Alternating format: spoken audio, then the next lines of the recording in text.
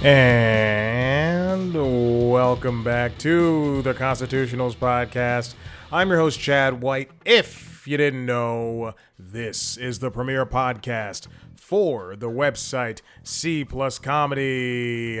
Like I just said, it is a website. Go there. God. Yeah. Just hit the microphone. It has been a time. I can't believe that I came in so hot and then I tried to play it off as if everything was completely fine, but it was not. Now here we are in the midst of me doing this intro for this bonus episode of this podcast that anybody can hear. Like, dude, my man, sorry, the dog just drank like 20 gallons of water and then came over here immediately. Get over, go, leave. Usually, again, a regular person would start over. But me, I'm not regular. How do we get here? Here we are, back again. I'm having a stroke and I'm slowly about to die. I have a special interview for you. If you've read the title, then you will not be surprised by this person who I have gathered to sit down and talk to me, answer my stupid, dumb questions. Oh, you like to do comedy? Do you enjoy it? Please tell me you like me. Oh, God. This person, you know their face. You've seen them. Perhaps you've seen them. On the Taskmaster TV show. Is it a game show? Yeah, it's a game show. If you don't know what Taskmaster is, and this is not an advertisement, as they would say across the pond, for Taskmaster. It's a fun game show that's fun and funny, and they have personalities do events. I don't know how to really put that. For Americans, for us limey Americans. You might have also seen I'm moving off the Taskmaster. You might have also seen this person on, let's see, I gotta choose something else. On Big Fat Quiz of the Year, which is another panel show. God, those people across the way, they really like their panel shows. You might have seen this person on their own TV show that they created, whether on BBC Three, it was a BBC Three, or HBO Max. It is BBC Three. Don't know why I knew that. Starstruck, a nice piece of comedy starring this person in Nikesh Patel, and it's nice and crisp, but it took place over the course of 18 episodes. You might have heard this person in Moana 2 as Lotto, the builder. Before me, I'll tell you this. Before I set up this interview, it was in the back of my mind. But before I set up this interview, I saw this movie the Tuesday after it came out, alone, in a theater with comfortably like 5 other adults. I think the total of us was 5. I think they're like 2 people came together and me and somebody else that were like alone. But I heard this person's voice and I went, oh my gosh, that sounds just like X. Rose Matafeo, who is a wonderful comedian and actress, I guess you could say, because of the things that she's appeared in. We sat down together and we had a discussion about her new stand-up special, on and on and on. How could you forget that title? It is straight. Oh my goodness. Well, wouldn't you believe it? Look at this. Look at the way that I have planned this album. Excuse me. I'm sorry. I just saw something. I just saw something on Variety. I saw something on Variety. I wasn't paying attention to what I was saying. Look at how I planned this drop. Rose Matafeo's On and On and On drops on December 19th on Max. Now, we spoke about this together. It is as Variety, as who's this? Ethan Shanfield on Variety writes, it is based on a 16,000 word note kept over time on her phone. We talked about how she developed this this hour. I don't even know how long it is. It might be an hour 10. It might be 40 minutes. Who knows? But the trailer's great. I have not seen it, but it was so wonderful and kind of the people at Warner Brothers to set me up with an interview. I did used to work at Warner Brothers, and I did not use any of my ties because I have nothing there. Because if I had something there, oh boy. On and On and On is directed by Barbara Wiltshire, who Rose mentioned. And she talked about also working with the producers and everything in order to make this special look amazing and come off as amazing. It's I mean truly again, I've not seen it. The trailer looks great. I think Rose is a fantastic, funny person, and she came into my life via Starstruck. I said, and I told her this. I did tell her as a fan. I said I had. When I saw Starstruck, I had to watch it. It's a great show. Moana 2 is a good movie. And also, you'll learn in this interview is that Moana 2 started out as a TV show, and I had no idea. I was like, what? So yeah, go next time you watch Moana 2, go back and try to find where the ad breaks will be. There's an ad break. Oh, there's an episode break. Okay, that'll be episode 3. Rose is a very funny person who you can follow online at Rose Matafeo, on Instagram, RoseMatafeo. You can watch Starstruck still on Max. It's called Starstruck, not still on Max. Starstruck. If you still use X, you can follow her over there. Rose_Matafeo. Watch On and On and On, as well as her previous, On and On and On. That's what we're talking about. That one comes out December 19th on Max. And then she also has another special called Horn Dog, and if you can find it, I suggest you watch it. Moana 2. Go check out Moana 2 at some point. There's no video version of this. It was I don't want to say a late night over there in foggy London town, but it was nighttime, and they said, "Hey, no video," and I said, "All right." So I'll figure out how to do the video portion of this. I'll figure out if there's a video portion of this. Maybe I do captions. Maybe I don't. Maybe I do captions over like pictures of Moana and stills of Rose. So if you want, if that exists, and you want to see video versions of every other interview I've done, I'd say 98% of those.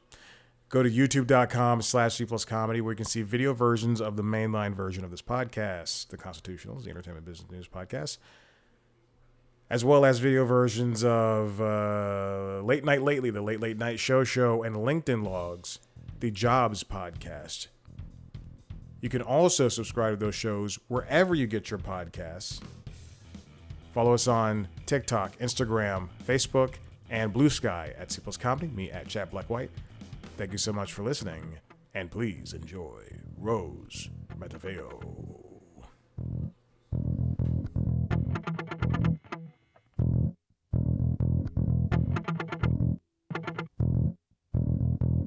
Rose, thank you so much for sitting down with me today. I know all this press you do for these things can take up so much time, so I really do appreciate it. Oh, no, no worries. The pleasure. Yeah, of course. Well, how has it been with let's start with the Moana thing. Yeah, I heard your voice. I was in a theater alone, me and seven other adults, all sitting separately, didn't know who each other were. 11 a.m. on a That is Tuesday. that is the Uh, way in which you should watch a children's film like Moana 2. Yeah, for sure. yeah. Yeah, how has that been? How's everything been with like being a part of now this new franchise and a big part of Disney? Well, yeah, it was I've been working on that for years now, to be honest. And when I first came on to it, it was obviously it was for television. I mean, it was for Disney Plus. It was a TV series, Yeah, and so I genuinely, I think I found out that it was going to be a sequel from Instagram because I was like, I saw a trailer for Moana 2, and I was like, what? What's that? That surely wasn't on the TV show. And so I think that was a slight error on the communication. Where I was like, what? So it has been kind of crazy see it go from obviously still, this big deal of a television series to, oh my God, a huge film. I've been in the US actually when it was coming out. yeah, And I haven't seen it just till I got back to the UK. But yeah, it's kind of astonishing. It's surreal. It was very weird. I went to the film cinema to see it with my friends the other day, and I was a bit like that's just weird.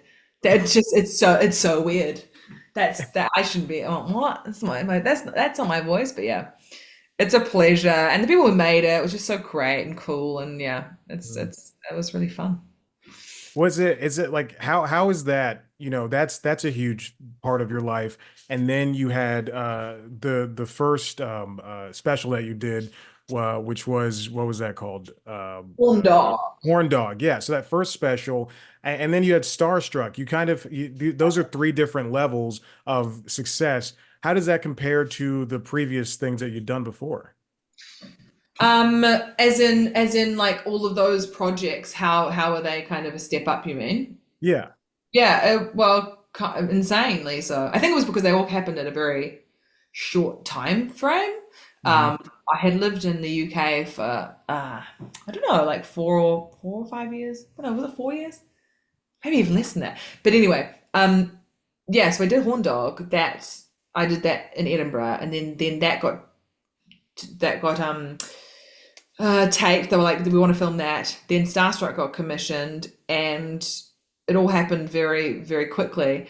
Then also over the time of COVID, which was kind of insane, that Right. like literally I left the edit for Horn Dog to get on a plane to go back home to New Zealand for a year, in which that we were just about to start filming Starstruck, and then I had to go home. So I thought personally I would never do comedy again and never make a television show. And I was like, I need to retrain. I need to learn how to plant grains. I'm not sure. Know how to, tend to crops. But thankfully, we were able to make it. So yeah, it was pretty cool. It was pretty awesome because it meant that I felt like I came back to the UK and I was like, oh, I probably can pursue comedy here now Yeah. without without basically draining all my savings that I was in the first 2 years of Right. living here. I understand. I get it. It's a comedy. Comedy's tough, and I think when a lot of people get to the Fringe Festival, I think that's a great place for people to be because you have to, in such a short amount of time, over the course of a month, you have to Mm, do the same thing over and over and over again. And yeah, it's the 10,000 hours that Malcolm Gladwell talks about. It's you sharpening that knife, and when you yeah, come out of there, you can have while you have this project, you also have this new sense of oh, I did this thing. I did a play. I did specials. I did all this stuff in 30 days, and I have to. I feel like I'm a different person. yeah, And that couldn't have been easy. And then to for all of it to come to a sudden stop. It's like yeah. stop and go traffic. You're going, going, going, and then all of a sudden you come to this roadblock. And man, I can't imagine it. It was mental. I mean, it got back to it got back to normal after a year or Mhm. so. But then I think I think things have changed though, because I think there was a real return to going to see live comedy. But I think that that period of time where so much of it went online, I do think has changed the uh, sort of structure of comedy, or at least the Mhm. way in which people start doing comedy. I think a lot of Yeah. people started doing comedy or were young when they started during like COVID era. So it was like they didn't start by doing live gigs, so they were starting more online. So that's why they're much more, clip comedy is much more prevalent and stuff, which I think Mhm. probably would have been a progression that would have happened anyway, just the way the world works. But I think it was Sure. Yeah. probably accelerated by the fact that we weren't able to like do it properly for Yeah. quite a few years. Yeah. Yeah. So no. Is has it changed if it's changed the way people are taking in comedy and even movies and TV shows and even music? How has it changed for you when you're writing comedy, or has it changed? Has it been something that you take into account and go, hey, people like faster jokes, people like bigger jokes, broader jokes? What is it like for you? I mean, I think I've never really, it's things I think I noticed from afar, but I've never really I'd say the cool way of being it was I don't let it affect me, but I'm just too stupid to even try to improve and to improve my reach by appealing to a broader demographic or whatever, or doing stuff that would get me more fans, I guess. I don't think I think I'm really I've been doing it for such a weirdly long time that I've sort of gone through so many changes in it Mhm. uh, that I feel like I feel like I mean, don't quote me on this because next week you'll see me like putting up a clip being like taking down a heckler. But I think I'm really lucky because I got to do shows and make the TV show I made and do like film a special before that kind of was like having clips online and having, that kind of a bigger following on social media and all this stuff was more necessary to getting into it. So Yeah. I think I have I've I've sort of circumvented that a bit, but who knows? Who knows what the future holds? I mean, Right. I feel like lots of my comedy was like, when Horn Dog, like it was lots of visual comedy and tech stuff, which I think was really influenced by very early, like I came up with like YouTube and Vine and like all Mhm. of that stuff. So it was actually there was I certainly I certainly was inspired by that sort of format Yeah. of comedy at that time. But recently I did try and do, I was filming, I was trying to film clips for YouTube, but I was filming it on my Hi8 video camera. I've still got Okay. the footage somewhere. I was actually going to put it up on on Instagram, and I was trying to like get a cool clip for online. But we'll see if that makes it I to love the, I love the effort. That's amazing. yeah, a lot of effort, too much effort. Yeah, Too much. it's interesting. I've been doing this for 11 years. I've been talking to comedians for, over a decade, and it is I like you said, I've seen the transition. It's TikTok didn't exist, 5 it wasn't as big as I guess 5 years Yeah. ago. And even still 11 years ago, I can't imagine having to now cut 7 videos and make sure that they all come out on a scheduled time. And I talk with comedians all the time about like it must be tough because you have to either you have that brain component or you don't. And Yeah. for me, I know I don't because I'm boring as hell. I don't want to sit on Mm. Instagram and TikTok and say this is going to go viral and here's all the captions and this is how it works. And I mean, for you, you have to plan around that if because that's part of your career. You have to tell, oh, this joke is a minute and 30 seconds long. I can put it on Instagram Reels and holy shit, it's going to be the biggest thing in the world and everybody's going to love it. And then, it flops or whatever, but that's just not like I just Oh, well, don't have that type of I brain. don't have that either. I don't have that in me. I think that's like I think there's so much funny stuff online on TikTok or whatever. I don't have TikTok, but there is so much funny stuff. But I do think that the cynicism of wanting to expect a certain result as opposed to it just being purely a creative platform is a bit of a downside of it because if you're making content for uh, a lot of comedians do it to push people to go see them live, which really makes sense. But I Yeah. think, the idea that you make a video and that doesn't get many likes and you kind of think, oh, that was a failure. It's like, it wasn't a failure. Like, it's not necessarily a failure. I honestly think I've been watching so many Vine compilations at the moment, and I was like, that was such a pure, perfect era of online Yeah. comedy, which is, I think, was actually so much weirder and abstract than anything I see, well, many things I see now, because Hmm. it was just so fucking weird. Yeah. And it was never made to go like necessarily, like the idea of going viral wasn't so prevalent then. It was just more like I wanted Right. to put some stupid things online. And so early YouTube and early Vine, I do miss as a truly creative place. Like that wasn't monetized essentially. So Yeah. yeah, I miss it. Vine compilations. Yeah. Vine Vine, you compilations. had 5 seconds, 5 seconds for a video to make people laugh. And if you did it, then you won. You won that day. That was everything for me. Critical. Yeah, I know. It was beautiful. R.I.P. Yeah. And then I'm quoting Vines every single day. It's the best. It's Totally. That makes it sound really old. If you're quoting lines, you know that you're like, oh, you've got bad knees now. exactly. Um, let's see. Now, the first time I saw you, I remember very specifically. It was on Late Night with Seth Meyers, and you were promoting Starstruck, and that made me go watch the show. I love the show, and it's so. And this is what I like about shows from across the pond. Yeah. People say that. It's that they're so short and they're so bite-sized, and they can be just as dense and meaty as the longest running shows here.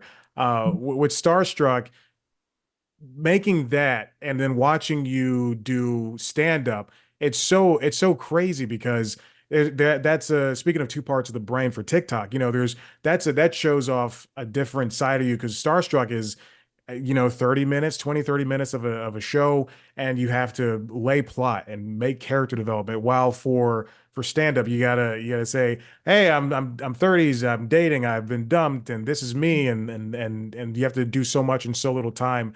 What's it like balancing between writing for the stage and then writing for television for you? I mean, I think they're just as you say, like different parts of your brain.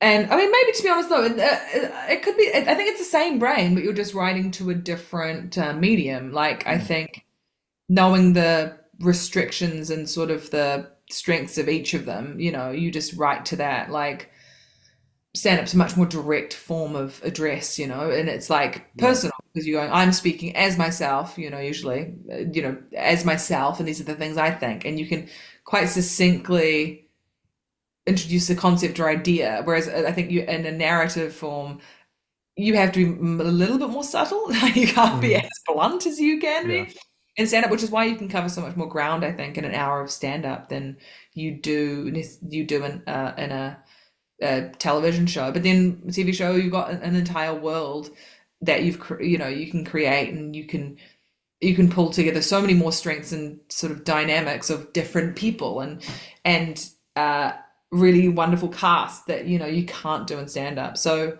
I wouldn't say it's different necessarily different brains, although like structures of stuff is like obviously different that what you're going to right. write as a joke and then what you're going to write as a script. So yeah, but I don't think I think I enjoy both equally, and I think doing this show was actually born out of having finished Starstruck, the third series, and I was in the edit, and I had lots of stuff going on in my brain and stuff going Yeah, on at the time, and it was like a great escape from having to watch myself get dumped in an edit suite, fake dumped in an edit yeah. suite every day. Is that I could then go on stage and say some things that certainly haven't made it to the final version of the show.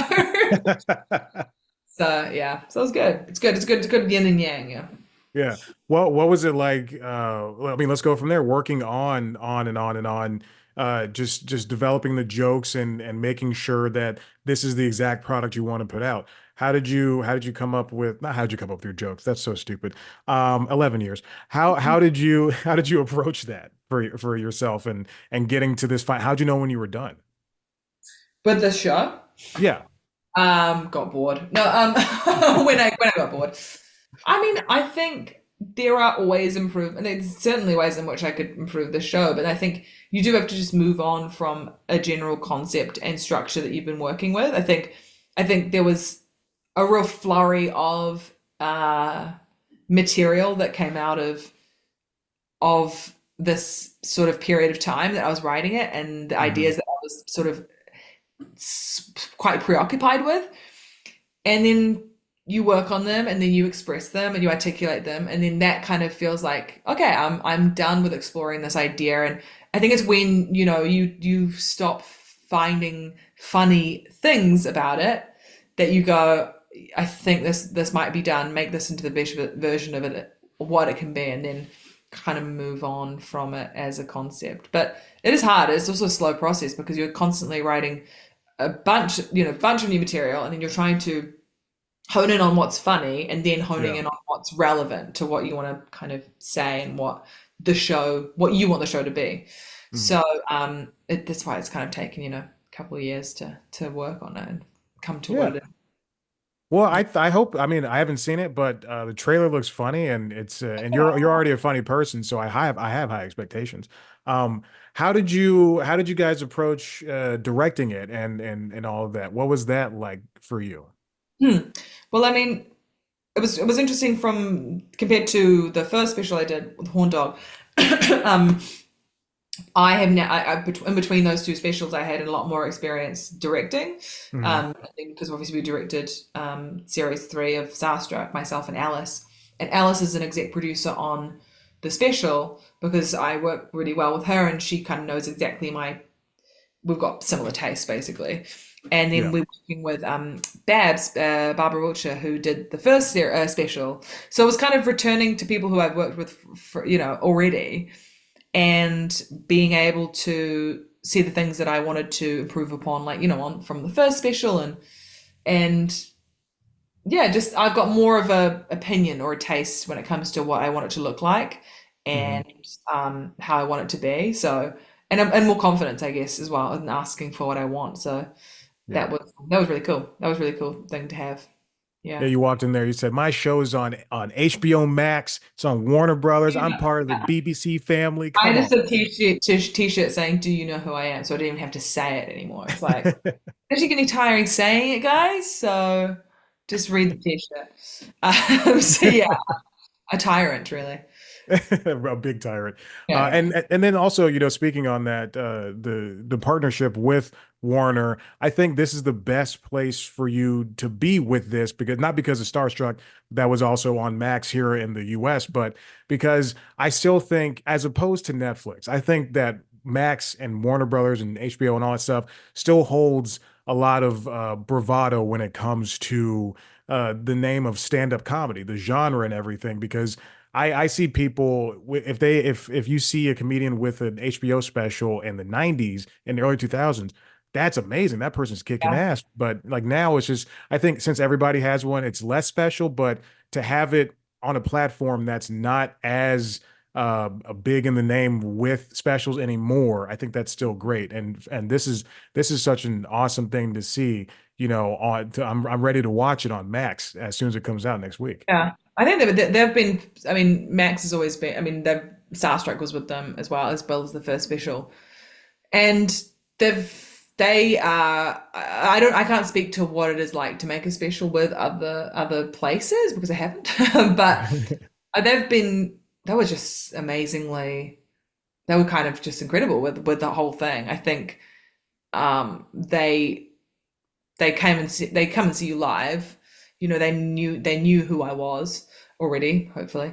And I think I was really kind of impressed by their not a lack of involvement, but a lack of like interference with, Yeah. they obviously make a decision and they want that person to do what they do in the best way they can. And I think any good, streamer or channel or anything is the one that can facilitate that. And yeah, it's pretty awesome to be able to do that. And I think also they've got such a variety of stuff as well. I think all of the Yeah. specials feel and look different in a way that I feel like sometimes other specials slightly feel like, yeah, similar things. But anyway, yeah, that's very good. Well, Rose, thank you so much for your time. I appreciate this. I'm a fan, and I'm not afraid to admit it. So Thank you. this is like a joy for me. And yeah, good luck with this special, and congratulations on everything. This is great. Thanks, Chad. Awesome, All right, awesome to talk to you. Thanks so all right. much.